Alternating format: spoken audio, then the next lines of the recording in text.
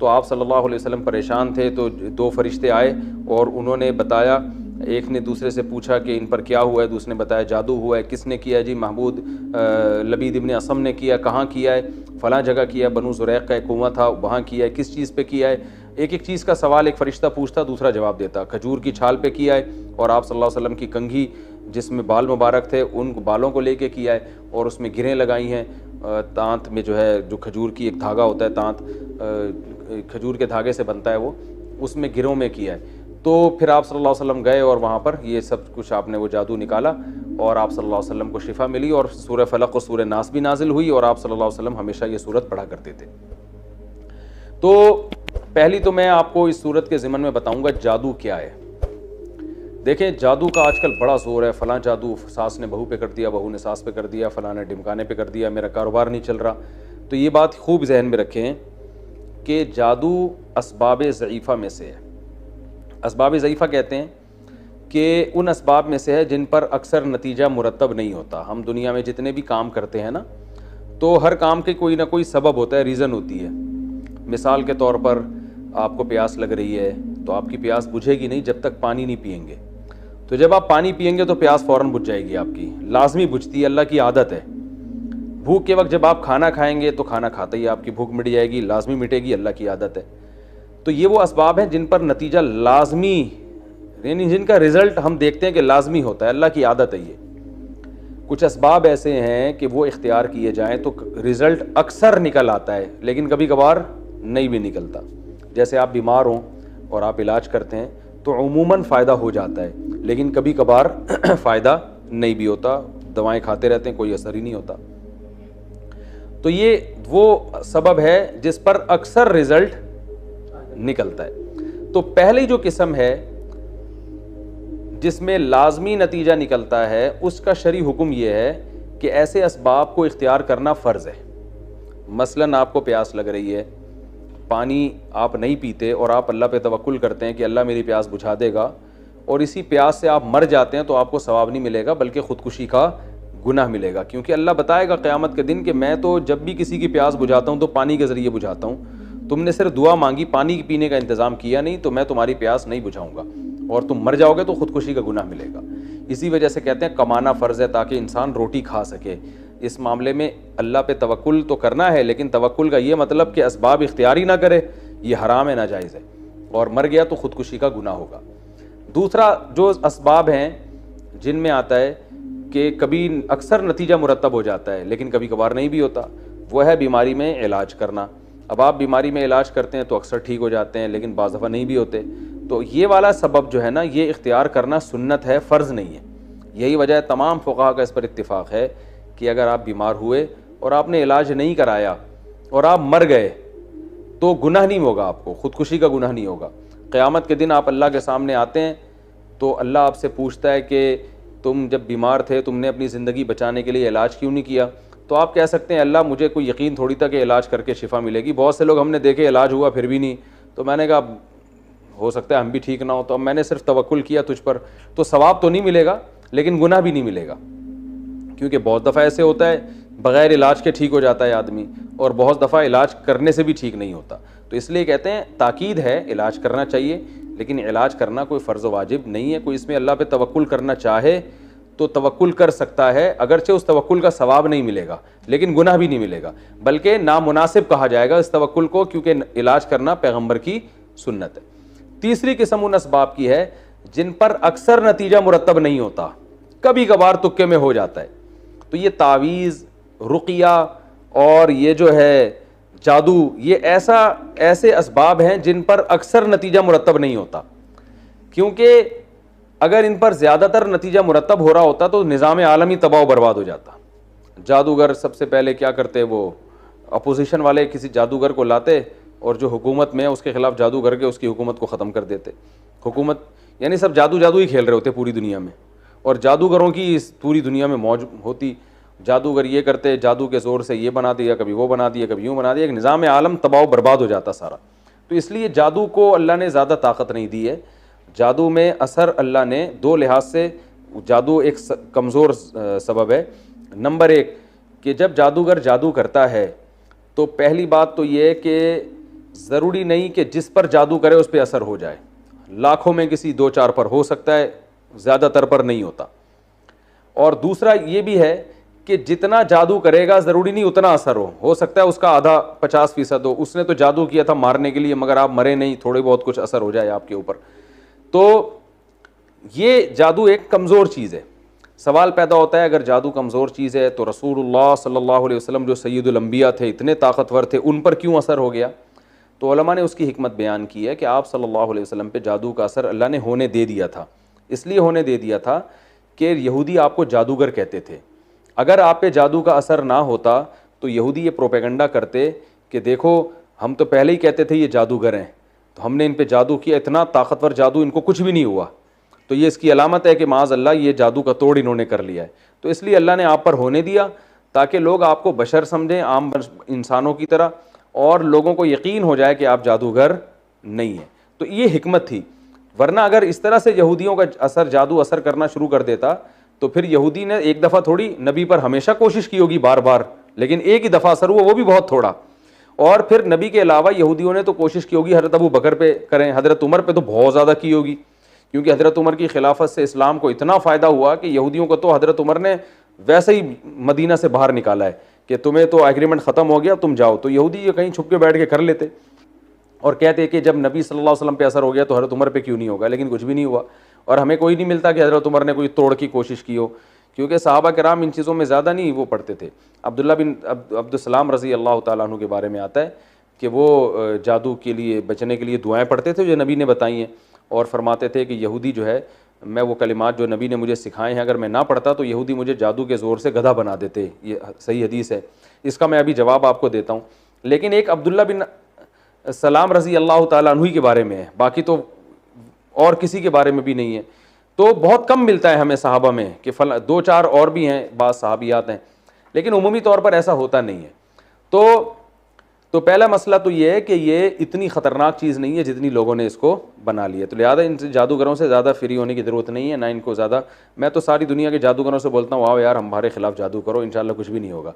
एक जादूगर ने मुझे ये ताना दिया कि इसने हिसार खींचे हुए अपने गिरद ना, और ये बड़ा ये सुबह शाम पढ़ाइयाँ की हुई हैं। मैंने कहा भाई हमसे तो सुन्नत तस्बीहात पढ़ लें, बड़ी बात है, जो है ना, हम तो अल्लाह बस उसी की तौफीक दे दे, हमें तो ये तोड़ जादू के हिसार मिसार कुछ भी नहीं आता। तो ऐसा कुछ नहीं, आप देखें दो एक दूसरे कितना हसद कर रहे हैं।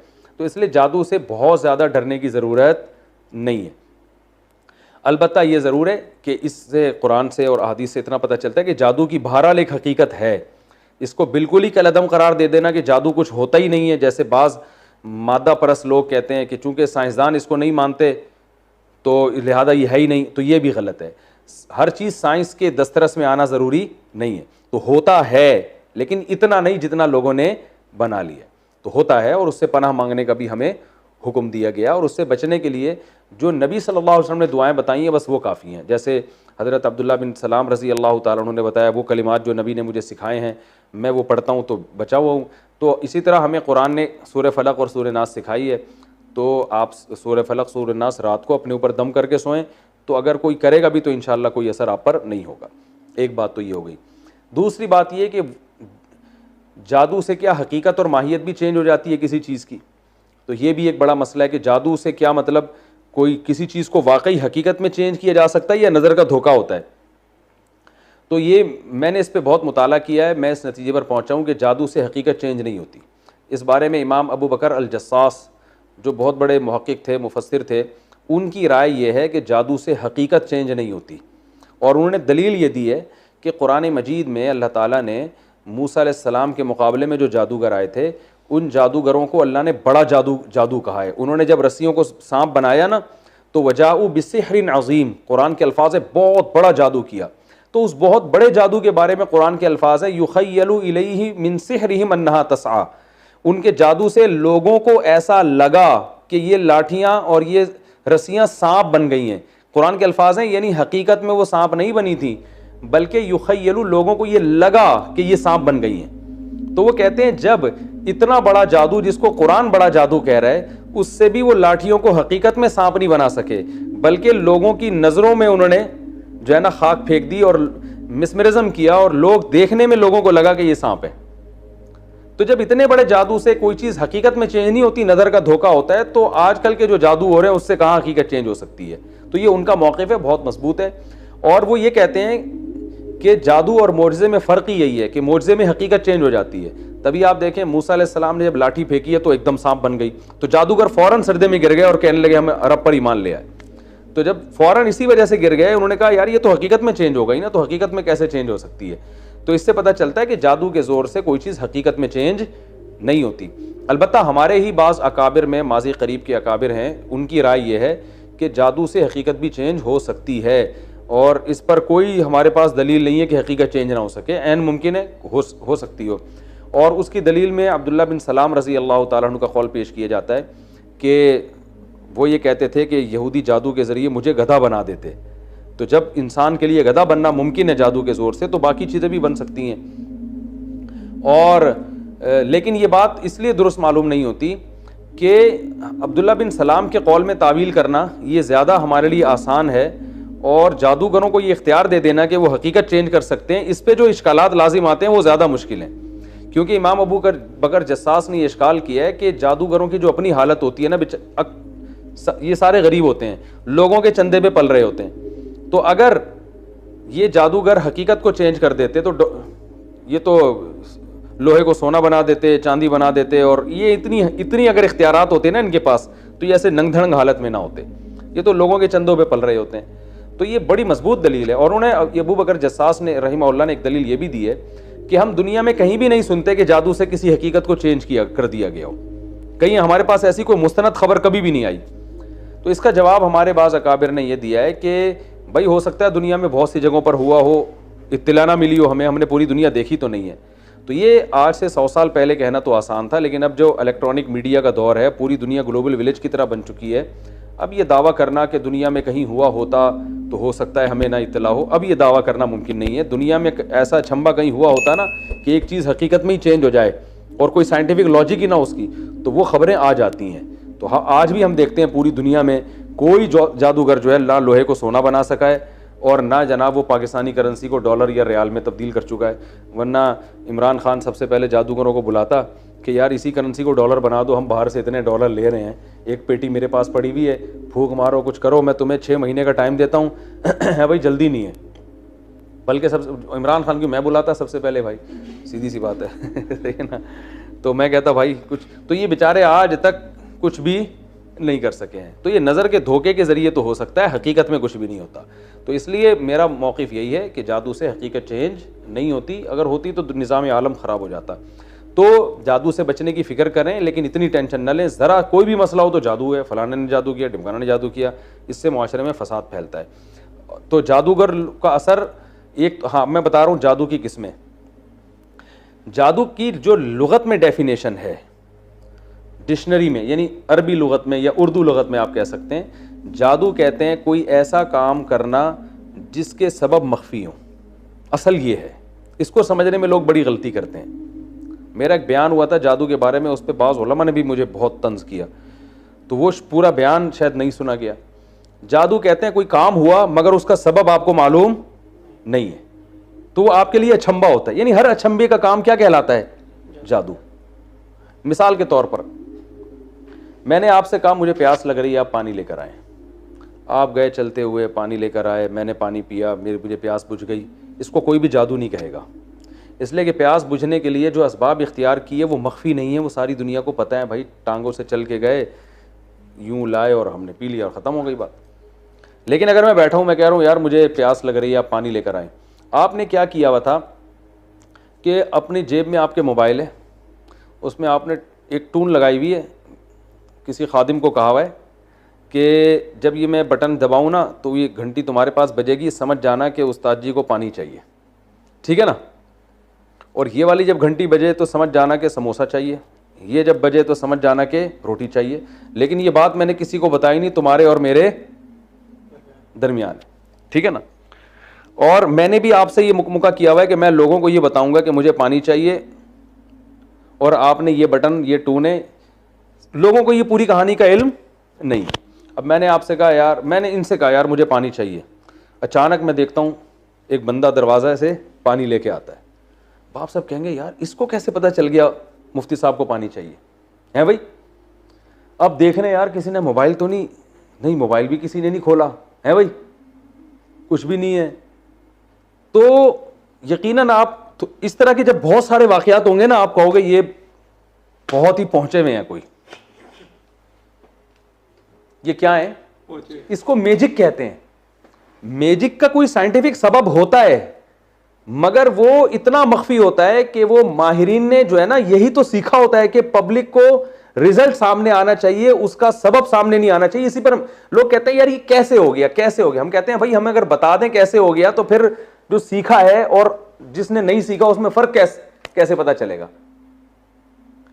तो वो ऐसे मख्फी तरीके से काम कर रहे होते हैं, उनकी ट्रिक होती है। अब देखें ये जो मैजिक शो आते हैं यूट्यूब पे, दरमियान से टांगे काट के बंदे को अलग कर दिया,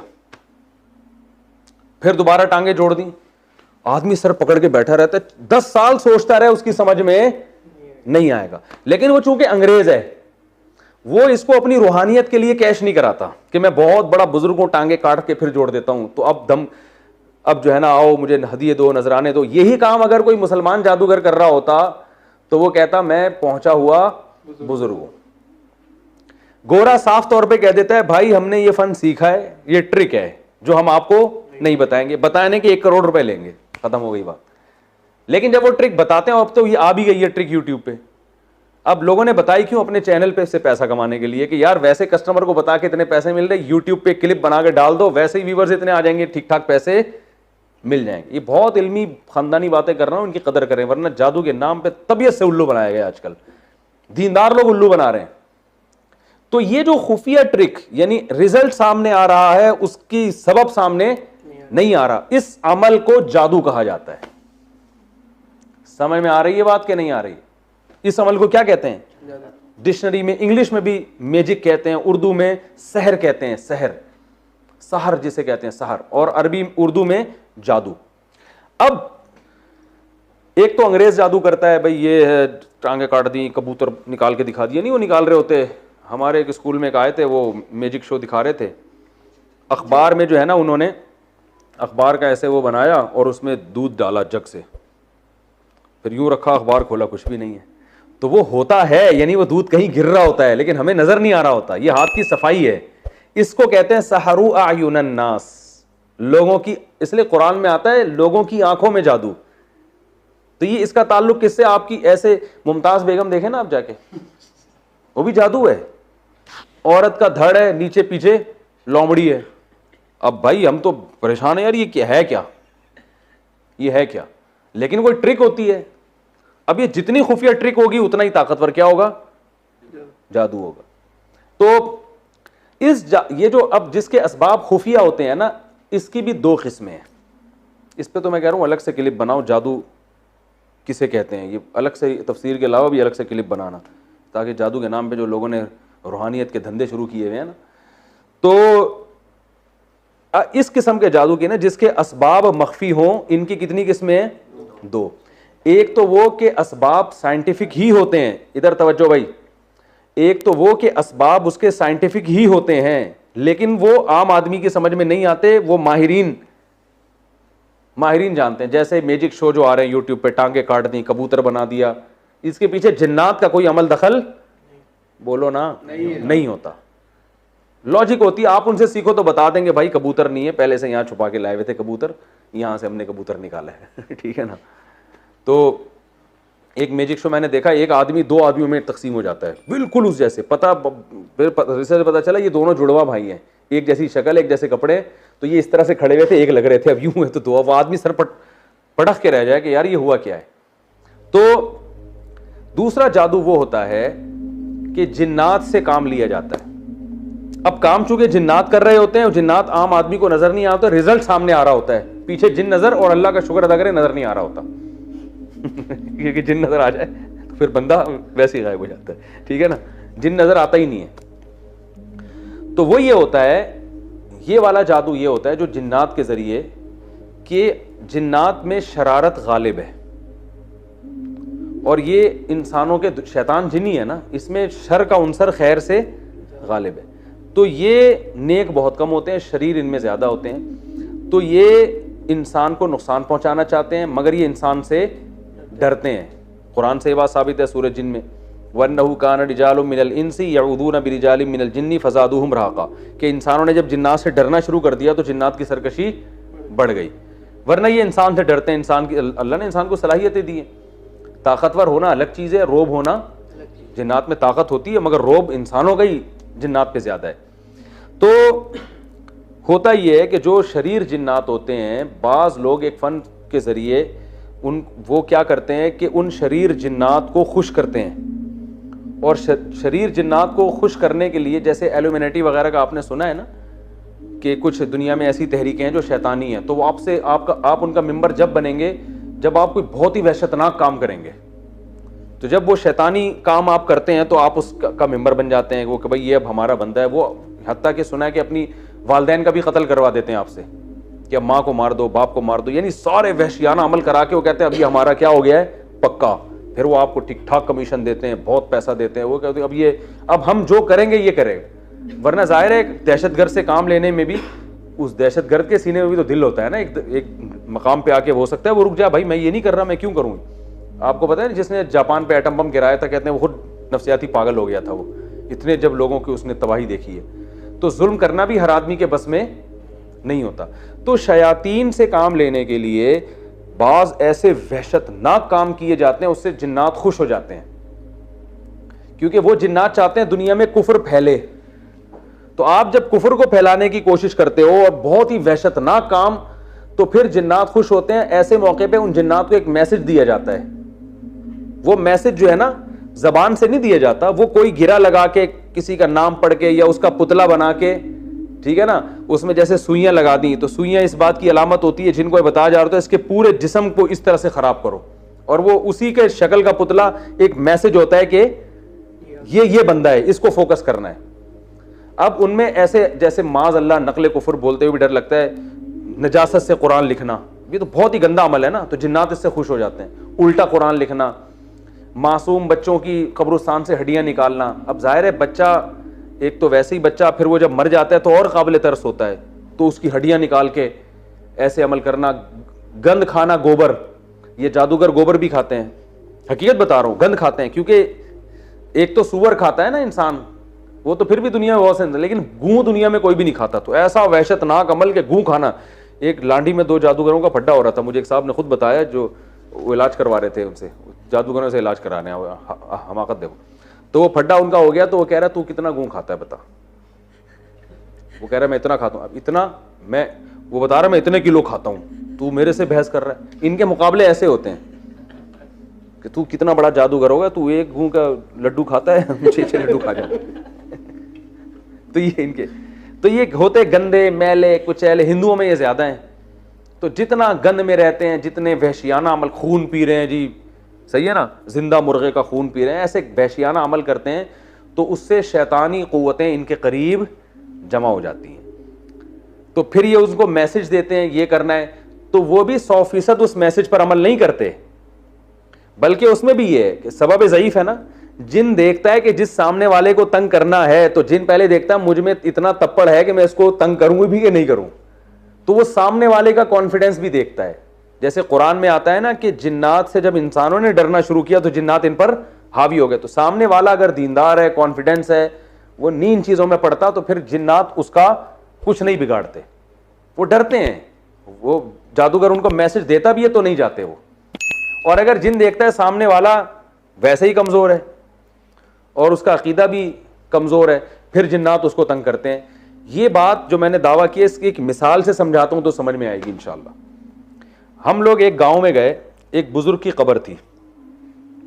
तो उस बुजुर्ग की कब्र पे वहां गांव वालों ने कहा कि यहां इन बुजुर्ग की कब्र के करीब जो भी लेटता है, ये बुजुर्ग उसको धक्का देते हैं और वो कलाबाजियां खाते हुए कब्रिस्तान की दीवार से जाके लगता है। हमने कहा कोई ड्रामा है, ऐसा नहीं हो सकता। बुजुर्ग, पहली बात तो वो बुजुर्ग तो जिंदगी में धक्के नहीं देते थे, मरने के बाद लोगों को धक्के क्यों देंगे? और फिर कब्र में, मुर्दे में इतनी ताकत कहाँ से आ गई कि वो कब्र के बाहर निकाल के धक्का दे, लोगों को टांग मारे? उन्होंने कहा टांग मारते हैं, लात मारते हैं, वो वहाँ जाके लग। हमने कहा ये सेंसलेस बातें। उन्होंने कहा नहीं, आप खुद जाके देख लो, ऐसा होता है। फिर हमने कहा यार, ये बुजुर्ग जब दुनिया से गए थे, इनको जब नहला रहे थे तो उस वक्त लात क्यों नहीं मारी इन्होंने? भाई भाई किसी को भी जब मर जाए तो जैसे चाहो नहलाओ बेचारे को। तो आज के बाद तो लोग बुजुर्गों को गुस्ल देते हुए डरेंगे कि यार अगर थोड़ा सा मतलब सतर खुल गया कुछ हो गया तो थप्पड़ ना लगा दें। तो मैंने कहा भाई ये नहीं होता, जो मर गया वो बेचारा गया। बुजुर्ग तो जब जिंदा होते हैं उस वक्त लात नहीं मारते, तो मरने के बाद कब्र के अंदर से क्यों मारेंगे। उन्होंने कहा तुम्हारा ईमान कमज़ोर है। अब हम जब वहाँ गए खड़े हुए तो वो गांव के इतने मोटे मोटे दीनदार थे, दाढ़ियाँ थी उनकी। जब वो कब्र पे लेटे हैं ना, 2 मिनट उन्होंने आंखें बंद की हैं, उसके बाद वाकई हमें साफ पता चल रहा था ये फेक नहीं है, इनके साथ हो रहा है। एकदम धक्का लगाए, कलाबाजियां खाते हुए कब्रिस्तान की दीवार इतना दूर नहीं थी, चंद मीटर दूर थी, दीवार से जाके लगे हैं वो। उन्होंने कहा देखो, अच्छा हमें पता था शैतानी तसर्रुफात हैं। फिर दूसरा बंदा लेटा, वो लड़ गया, मेरी बारी आई, मैं लेटा, कुछ भी नहीं हुआ अल्हम्दुलिल्लाह। उन्होंने कहा सूरह फातिहा पढ़ो, मैंने फातिहा पढ़ी। उन्होंने कहा ये पढ़ो, उन्होंने कहा खुद थोड़ा सा लुढ़क भी जाओ, मैं लुढ़क भी गया, कुछ भी नहीं हुआ। हमारे जामिया के एक और उस्ताद थे, वो लेटे, कुछ भी नहीं हुआ। उन्होंने कहा यार तुम्हारा तो ईमान ही ठीक नहीं है, बुजुर्गों पे ईमान नहीं है। मैंने कहा अब आप जरा लेटो दोबारा। जो पहले लुढ़का था ना, जो बड़ा कर रहा था कि ये बुजुर्ग है, वो लेटा, उसको भी धक्का नहीं लग रहा। वो उठा, कह रहे तुमने तो ये सारा सिलसिला ही खत्म कर दिया यहाँ से। फिर हमने कहा भाई बात ये है कि ये बुजुर्ग नहीं है, जिन्नात ऐसी जगह तलाश करते हैं जहाँ उनकी दाल गलती है। जिन्नात को इंसान से कोई लेना देना नहीं है, वो चाहता है ये अकीदा ख़राब करने का कोई मौका हाथ से जाने ना दे। तो उसको पता है ये मज़ार है, यहाँ मैं अगर लोगों को कलाबाजियाँ दूंगा तो इनमें शिर्क फैलेगा। शैतान तो है ना शिर्क फैलाने के लिए। तो ये इस बुजुर्ग के बारे में इनका अकीदा मजबूत होगा। आज सिर्फ लातें पढ़वा रहे हैं, कल इनसे दुआएं मांगना भी शुरू कर देंगे। तो जब 2 तौहीद परस आए और जिन्नात को अंदाजा हो गया, तो जिन्नात को यकीन हो गया कि इनका इन बुजुर्ग पर ईमान नहीं है, तो जिन्नात ने हमें लात भी नहीं मारी। हालांकि लात हमें भी मार देते, हम क्या बिगाड़ लेते, बल्कि मुझे तो 1 लाख लात लगती तो आज मैं ये वाकया डर से सुना भी ना रहा होता कि कहीं दोबारा आके लात ना लगा दे एक और। ठीक है ना। तो मैंने कहा भाई कॉन्फिडेंस है अल्हम्दुलिल्लाह, टूटा फूटा ईमान है, इसलिए ये जिन्नात वाली दाल यहां गल नहीं रही है। और मैंने कहा वैसे भी अगर थप्पड़ पड़ रहे हैं या लातें लग रही है तो बुजुर्ग थोड़ी करेंगे, ये शैतान कर रहा है यहाँ पे। तो लेकिन वो उसके बाद से रिपोर्ट थी कि अब किसी को लात लग नहीं रही। हो सकता है फिर बार बार लोग इतना आ रहे हो, फिर जिन्नात ने शुरू कर दिया हो। तो ये मज़ारों पे जो उल्टी सीधी चीज़ें हो रही होती हैं, ये सब जिन्नात कर रहे होते हैं। तो इसका इलाज ये नहीं है कि आप आमिलों के पास जाके इलाज शुरू करवा दें। आमिलों के पास जाने से अक्सर ख़तरा ये होता है कि जिन्नात कहता है कि ये आदमी और ज़्यादा कमज़ोर हो गया है, फिर ये अमलियात वमलियात, तो जिन्नात उसको और परेशान करते हैं। इसका हल ये है कि उनको मायूस कर दो कि भाई तू थप्पड़ मार, तू लात मार, मैं ऐसे का ऐसे ही हूँ। ठीक है ना। खुद ही थोड़े दिनों में अपनी फाइलें लपेट के वो भाग जाते हैं। समझ में आ रही है बात कि नहीं आ रही? क्या हो गया भाई? 10 मिनट रह गए। अच्छा है ना, अभी 2-4 जिन्नात और भी मार्केट में ला सकते हैं हम। तो ये जादू की हकीकत समझने की कोशिश करें। तो इसमें क्या होता है कि ये जो है ना, इस तरह जिन्नात का इस्तेमाल करते हैं खुफिया तरीक़ों से। जिन्नात को मैसेज दिया जाता है, फिर जिन्नात जाते हैं और काम करते हैं, दिलों में वसवसे पैदा करते हैं, और जिन्नात मुसल्लत भी हो जाते हैं, परेशान भी करते हैं। जो हम देखा है जिन लोगों पे जिन आया हुआ होता है उनकी हालत क्या होती है। तो उसमें यही है कि भाई सूरह फलक सूरह नास पढ़ा जाए, आयतल कुर्सी पढ़ी जाए। हदीस में आता है आयतल कुर्सी पढ़ने से शैतान नहीं आता। और हर चीज़ जिन्नात के खाते में मत डालें, इतना आसान नहीं है जिन्नात से काम लेना। और जो जादूगर इस तरह से जिन्नात को इस्तेमाल करते भी हैं, तो जिन्नात उनके कब्ज़े में नहीं आते। बस एक मैसेज दिया जाता है, जिन्नात वो काम कर लेते हैं। खुद उस जादूगर को भी डर होता है, जिन्नात उसको भी पकड़ के कूटते हैं तबीयत से। ठीक है ना, हकीकत है। इनकी अपनी ज़िंदगी बर्बाद हो जाती है। तो क्योंकि बाज़ हमारे मदारिस के तलबा जो है ना, वो फारिग होने के बाद सोचते हैं मामिल बनेंगे, हम ये करेंगे वो करें, बहुत अपनी ज़िंदगी बर्बाद हो जाती है। तो इसलिए सीधा सीधा चलते रहो। और सास बहू के झगड़े हैं तो किसी में फॉल्ट है, उसको ठीक करें। मियाँ बीवी के झगड़े हैं तो जिन विन जादू पे ना डालो। भाई आपकी अपनी लोग आजकल एक दूसरे के हुकूक अदा करते ही नहीं हैं, तो जब हुकूक अदा नहीं होंगे तो झगड़े तो होंगे ना। जो भी, इसमें तो दीनदार बेदीन सब बराबर हैं। जहाँ घर में मसला है, कोई परेशानी है, किसी ने कुछ कर दिया, तो किसी का कुछ करना भाई इतना आसान नहीं है, निज़ाम आलम तबाह बर्बाद हो जाएगा। तो ये जादू के बारे में एक अहम बात थी जो मैंने आपसे की थी। तो ये जादू की 2, अच्छा हाँ, ये जो जादू की पहली किस्म है ना, पहली किस्म के साइंटिफिक असबाब होते हैं, लेकिन वो खुफिया होते हैं, हमें नजर नहीं आ रहे होते, रिजल्ट नजर आ रहा होता है। ये वाला जादू कुरान से भी होता है, ये ज़हन में रखें। बाज आमिल क्या करते हैं, आपसे कुरान की आयतें पढ़वाते हैं, आप समझ रहे होते मेरा इलाज हो रहा है। वो आप जब आयतें पढ़ते हो ना, आपके दिमाग में एक बात बैठ जाती है, एक बात बैठती है, कुछ हो रहा है, कुछ हो रहा है, कुछ हो रहा है, ये सूरत इतनी दफा पढ़ो हो रहा है, और वो आपको ऐसा लगता है कि हो गया। वो दिमाग में ख्याल घुसा दिया जाता है। एक आमिल था, हमारे उस्ताद ने उसको पकड़ लिया, उससे पूछा यार ये तू, वो हुआ यह था कि एक मियाँ बीवी थे, उनके औलाद नहीं हो रही थी, तो उसने बुला लिया उन दोनों को। वो ऐसा ही इलाज करता था। इलाज क्या करता था, औलाद वाला फिर भी नहीं हुई, औलाद जादू से हुई तो होती नहीं है। वो जब दोनों आ गए तो उसने ड्रामा क्या किया, अंधेरे कमरे में दोनों को ले गया, और पता नहीं एक दरख्त बनाया हुआ था, एक अजीब सा, ये अब ये क्या है, मिसमेरिज्म हो रहा है, ख्याली ना दिमाग पे काबू पाया जा रहा है कि कुछ इनको दिखाओ, कुछ हो रहा है अजीब सा। उन दोनों से कहा कि ऊपर की कमीज पहनो, बोलते हुए भी अच्छा नहीं लग रहा। दोनों से कहा अपनी शलवारें उतार दो, सिर्फ कमीज उनकी लंबी थी, कमीज पहनो। अब जाहिर है वो उनको लगेगा कुछ हो रहा है, अब लेकिन हैं जो कि मियां बीवी दोनों साथ ही खड़े हुए। फिर उनसे कहा कि अब इज़ा ज़ुलज़िलतिल अर्दु ज़िलज़ालहा, इज़ा ज़ुलज़िलतिल अर्दु ज़िलज़ालहा, ये वाली सूरत पढ़ो बार बार। हालांकि इस सूरत का औलाद से कोई ताल्लुक नहीं, लेकिन ना ये एक ऐसी सूरत है, उनको लगेगा कुछ अजीब सा हो रहा है। कुल हुवल्लाह कह देते, वो नॉर्मल सब पढ़ते हैं। तो इज़ा ज़ुलज़िलतिल अर्दु ज़िलज़ालहा, ये आमिल खुद बता रहा है हमें कि मैं ये अमल करवाता हूं और इसमें होता कुछ भी नहीं है, इनका अपना दिमाग में कैप्चर कर लेता हूं इस अमल के जरिए, फिर जो इनके दिमाग में डालूं आ जाएगा। अब वो पढ़ रहे हैं इज़ा ज़ुलज़िलतिल अर्दु ज़िलज़ालहा। उसने कहा इतनी दफा पढ़ो, पढ़ते पढ़ते पढ़ते उसने कहा और तेज होते होते होते एकदम एक मटका आया है, धड़ाम से गिरा है, आवाज आई है, वो टूटा है, उसमें इन दोनों के पुतले और उसमें सुइयां और गंद बला भरा हुआ है, खून के चीथड़े वीटते टूट गया। उसने सुकून का सांस लिया, उसने कहा ये जादू था जो मैंने खत्म कर दिया, आप पे पुतले पे सुइयां थी और खत्म। वो दोनों मुतमईन हुए, घर चले गए। औलाद तो होनी नहीं होनी, वो अगर हुई होगी तो अल्लाह की मर्जी से हुई होगी, तो वैसे ही किसी के हो ही जाती। हमारे उस्ताद ने पूछा यार ये क्या, उसने कहा अल्लाह की कसम कुछ भी नहीं था ना कोई मटका था, ये मिसमेरिज्म एक फन है, आपके दिमाग को कैप्चर करके आपको ऐसी चीजें दिखा देंगे जो होंगी नहीं। सहारू आयुनन नास है ना कुरान में, जैसे जादूगरों ने रस्सियों को जब फेंका है तो लगा क्या कि ये सांप बन गई, हालांकि हजरत मूसा कलीमुल्लाह समझ रहे हैं कि सांप बन गई हैं, डर भी रहे हैं, हालांकि सांप थोड़ी थी। तो ये वाला जादू जो है ना, इसके लिए कोई भी अल्फाज दोहराए जाएं जिससे आपको ये लगे कि कुछ हो रहा है, उससे आप एक नफ्सियाती तौर पर ना एक हिसार में आ जाते हैं। तो उसमें कुरान भी पढ़वाया जा सकता है, कोई हिंदी के संस्कृत के कलिमात भी, हिंदू ये क्या करते हैं संस्कृत जबान में वो पढ़ाएंगे, घोड़े बिल्ले गधे घोड़े सारे मिलाएंगे, और आदमी समझता है भाई कुछ है जादू वादू। हम बचपन में जब करते हैं अंतर मंतर कली कलंतर हो जा मंतर छू, ये अंतर मंतर कली कलंतर, तो वो कुछ भी। अब मैंने जब ये बयान किया तो लोगों ने कहा अस्तगफिरुल्लाह, मुफ्ती साहब तो दायरे इस्लाम से खारिज हो गए, इन्होंने कह दिया कुरान से जादू होता है, कुरान से तो जादू खत्म होता है, और ये कह रहे हैं कुरान से क्या होता है, जादू होता है। तो मेरी बात का मतलब समझो, ये आमिल लोग आपको उल्लू बनाएंगे, कुरान की आयतें पढ़ाएंगे, आपको ऐसा लगेगा कि जादू खत्म हो रहा है, हालांकि वो मिसमेरिज्म हो रहा होता है। आप खामखा में आ जाते हो मुझ पे कुछ है, ठीक है ना।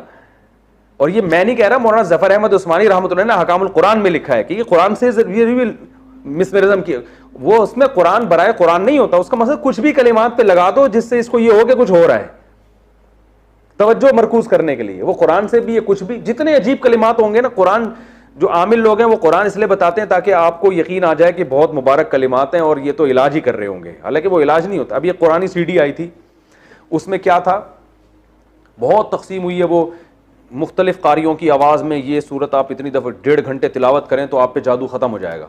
अब लोगों के साथ जादू हो रहा था, मैंने लोगों को बताया, मैंने उस सीडी के खिलाफ बयान किया, लेकिन मेरे खिलाफ फतवे आना शुरू हो गए। हमने कहा जाओ बाड़ में, तुम्हारी जब समझ में नहीं आती बात तो छोड़ो, फिर कारोबार करो। ये वो कुरानी सीडी ये होती थी कि कई सारी सूरतें वो कारियों की आवाज़ में आप बैठ जाओ। अब जाहिर है उसको सुनने के लिए वो बैठेगा जिसके का पहले से अपने बारे में वहम होगा कि मुझे क्या है, जादू। अब वो एक फ्रीक्वेंसी के साथ जब आप 1 घंटे 1.5 घंटे 2 घंटे, और ये भी है कि मुझ पे जादू है और उसका इलाज हो रहा है, तो 1-1.5 घंटा जब आप फ्रीक्वेंसी के साथ किसी चीज को सुनते हैं तो आपकी थोड़ी देर में तबीयत नॉर्मल नहीं रहती, यकीनन सर चकराएगा या उल्टी आएगी, ये होता है। अब उसके सीडी को सुनने के बाद बहुत से लोगों के साथ ये हुआ, एक उन्होंने कहा अगर कोई चक्कर नहीं आ रहे, उल्टी नहीं हो रही, इसका मतलब जादू नहीं है। ठीक है ना, आप नॉर्मल हैं। और अगर उल्टी आ रही है, चक्कर हो रही है, आ रहे हैं, तो इसका मतलब आप पे जादू है, और ये उल्टी जब होगी तो निकल जाएगा जादू। अब क्या हुआ, उस सीडी से बेवकूफ लोग कैसे बने कि जी घंटा बैठ के सोच रहे हैं, वो सुन रहे हैं कि फ्रीक्वेंसी का, जाहिर है 1 घंटे तक इस तस्वुर के साथ कि मुझ पे जादू है और वो ठीक हो रहा है, तो तबीयत खराब होती है लोगों की। खराब होके जब उल्टी लगती है ना, तो उल्टी का ये उसूल है कि जब भी मतली आ रही हो और आपको भर के उल्टियां हो जाए ना, तो आप रिलैक्स हो जाते हैं। ये एक मेडिकल साइंस की एक हकीकत है। तो उससे जब लोगों के चक्कर आना शुरू हुए, चक्कर आने के बाद जब उल्टियां हुई हैं, भर भर के रिलैक्स हो गए, तो वो बुजुर्ग फरमा रहे हैं कि जब आपको ये उल्टियां हो जाएं, ये समझ लो जो भी गन था, जादू था, वो अब क्या हो गया है, निकल गया है। सब बकवास, उल्लू बनाने वाली बातें। और हमारे यहां माशाल्लाह क्या तबलीग वाले, क्या खानका वाले, क्या मुफ्तियान किराम, बड़े बड़े बुजुर्गों को, मुफ्तियों को मैंने देखा, वो सीढ़ियां तकसीम हो रही हैं और जनाब ताजिर लाखों लाखों रुपए की सीढ़ियां फ्री में बांट रहे हैं। तो मैंने उस वक्त बयान किया, मैंने कहा भाई नहीं होता ऐसे, अल्लाह के बंदो, 1-1 घंटे तक जब एक फ्रीक्वेंसी के साथ सुनोगे तो उल्टी ना होना इसकी अलामत है तुम पे जादू है। ठीक है ना, नॉर्मल थोड़ी हो तुम।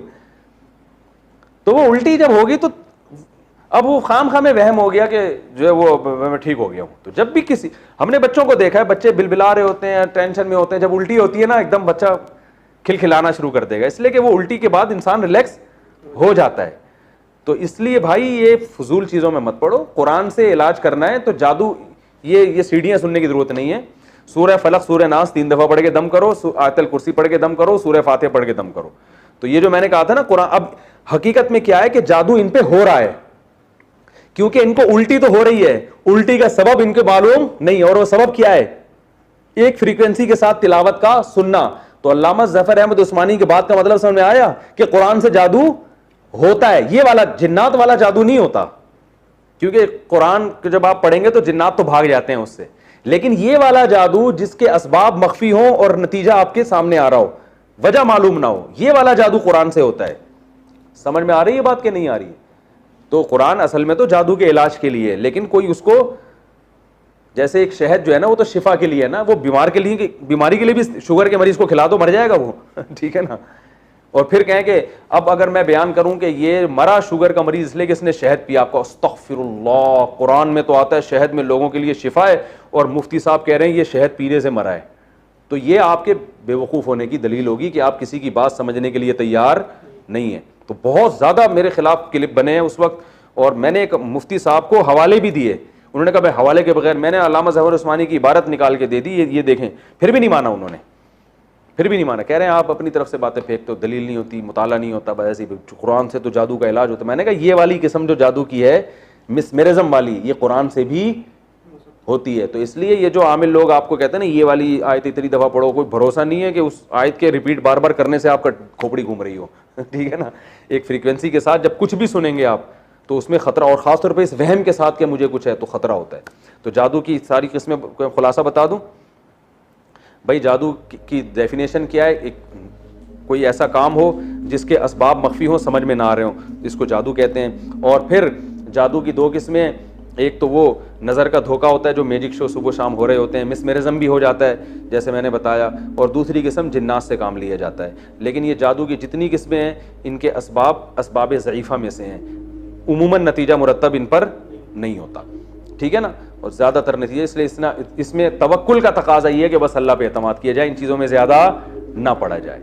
जो ज़्यादा पढ़ते हैं तो वो उनको साथ ये मसाइल ज़्यादा होते हैं। और एक और आखिरी बात दिमाग में आई थी, बहुत अहम बात थी, वो हो जाएगी तो बात ही कंप्लीट हो जाएगी, निकल ही गई यार, अभी करने ही लगा था। मियाँ बीवी के अक्सर केसेस में ना झगड़े होते हैं तो लोग कहते हैं जादू है। मैं कहता हूँ भाई अपनी हरकतें ठीक करो, तो फौरन लोग दलील देते हैं, कुरान में आता है युफर्रिकून बिही बैनल मरई व ज़ौजी, यहूदी जादू के जोर से मियाँ बीवी को लड़वाते थे, तो इसका मतलब है मियाँ बीवी को लड़वाने के लिए जादू बड़ा असर रखता है। तो यहाँ भी खूब समझें कि मियाँ बीवी में भी तफरीक जादू से होती है, लेकिन असबाब ज़ईफ़ा में से अक्सर नहीं होता ये। दूसरा, इसमें जादू की पहली किस्म भी मुराद हो सकती है कि मियाँ बीवी में किसी ने गलतफहमियां पैदा कर दी, असबाब, ऐसे असबाब जो जिनकी तरफ उनकी तवज्जो नहीं है, यानी ऐसे काम कर दिए कि शौहर को बीवी पे शक होने लगा, बीवी को शौहर पे। बाज़ दफ़ा ऐसे होता है ना, आप मिसाल के तौर पर लड़की बन के किसी मर्द को फ़ोन कर लो और बोलो तुमने मुझसे वादा किया था, और खातून सुन लें तो वो तो बदगुमान हो जाएगी ना। तो इसी तरह जैसे टांगे दो हिस्सों में तोड़ दी, हालांकि पीछे एक ट्रिक होती है, तो ऐसे ही बाज़ दफ़ा ऐसा यहूदी कर सकते हैं कि कुछ ऐसा काम करें जिसकी कोई लॉजिक हो, लेकिन मियाँ को बिला वजह बीवी पे शक होना शुरू हो जाए, वो इतनी गहराई में जा ना सकता हो। तो इसलिए अगर मियाँ बीवी में ऐसी बदगुमानी हो ना, तो ये देखा करें भाई कोई ऐसा तो नहीं है कोई हमारे साथ खामखा में बदगुमान कर रहा हो, तो बहुत ज्यादा गहराई में जाके गौर किया करें। तो ये वाला जादू भी होता है कि एक दूसरे से बदगुमान कर दिया जाता है ऐसे काम करके जो वो काम हुआ नहीं होता, लेकिन आपको लग रहा होता है कि वो हुआ है। तो जब आप उसकी तहकीक में जाओगे, गहराई में जाके इंक्वायरी करोगे, तो पता चलेगा कि ऐसा कुछ भी नहीं है। तो इस तरह से भी गलतफहमियां फैलाई जा सकती है। समझ रहे हैं? चलें, ये मौजूद कंप्लीट हो गया, बस काफी है आज।